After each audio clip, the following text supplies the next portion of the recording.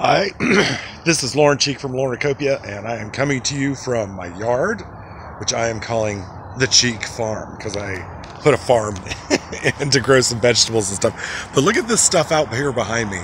Red buds. Over there, you've got some beautiful azaleas. It's a nice 70-degree day today. And of course, you know, the world around us is going insane, and my phone is covered in pollen. But I decided to come outside after a long rainy day period to get a little bit of sun and enjoy the area that I've got.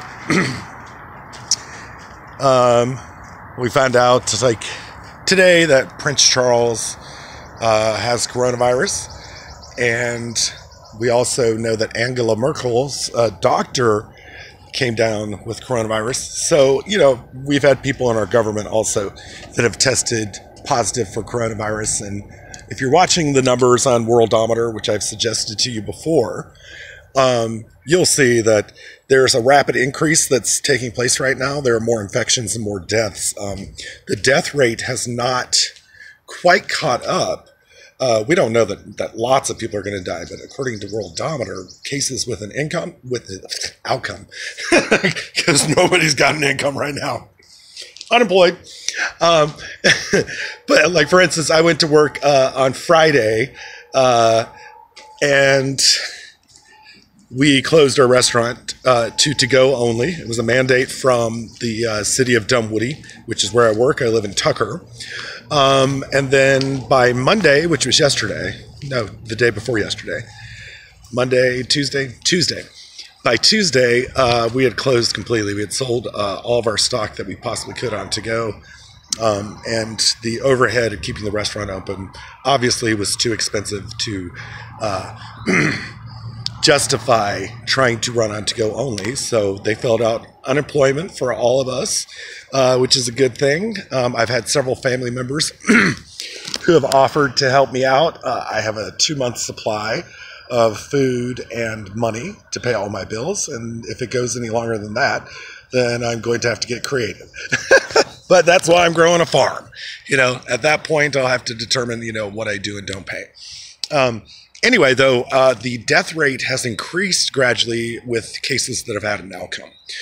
And you can't look at all of the cases at one time because people are getting infected at different rates. You can see that in New York City. You can see that in other places in the world. They're just starting to have their first outbreak of coronavirus. The same thing here in Georgia. We are just beginning to see the first wave of coronavirus detection. So if we're going based on China and Italy, the next couple of weeks, right around by Easter time, we're going to see sort of a peak, hopefully, where you'll see everything kind of catch up. All of these people that are infected will either recover with mild symptoms, or they will succumb. And if they succumb at the rate that they are succumbing as of today, because 2 days ago it was 14%, a couple of weeks ago it was 4% worldwide that were dying from the infection. And those are cases with outcome that result, like going through the whole cycle, and can be reported together because you're seeing new infections every day. I mean, it rose up. I think we're already at 60,000 detected infections in the United States. And I looked at it like 2 days ago, and it was something like 40. And then a few days before that, it was 30. And of course, when we started on, I think it was February 29th, Leap Day, we had our first death, and we had relatively few infections. So you can see what's happening here. This is why social distancing is a good thing. It's not, like I said about my coworkers, I said, we work together all the time. So if any of us had it, we all got it. I would personally not be afraid to hang out with one of my coworkers without hanging around other people, because the odds are that we would have already interacted with each other. But in general, what's happening is they're trying to prevent people from going out who are not feeling sick but have the virus and spreading it to people that are vulnerable. And it's why our kids are out of school. It's why I am not working. I work in a restaurant. It's just not safe to be around people.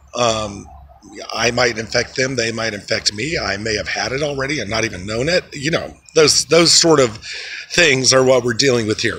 But anyway, so here we are on a bright, beautiful spring day in this part of the country. It is freaking lovely. And I'm so glad that if I had to be stuck at the house predominantly for freaking weeks, that it's during the best time of the year. And that's also another reason why I put it in a garden, to give myself something to do. But I've been catching up with family members. I've been talking to friends. Usually we don't have time for that. You know, we're all busy. We banter on Facebook. I've actually made phone calls. I've talked to my aunt, who's 83 years old. She's my mom's younger sister. She finally got a cell phone. I've been able to catch up with her, with friends and everybody else. It's been interesting talking about what we're going through, but also it's been a lot of fun to have the time to catch up with people. And that's what I recommend everybody do. I'm sure you're doing it already anyway. But so here we are. I'm expecting to see a lot of activity in the next couple of weeks. And then hopefully, if, you know, we can go by China, who was the first, hopefully it'll level off after that. And maybe we can return to work after March, April. Yeah, May. You know, May or June.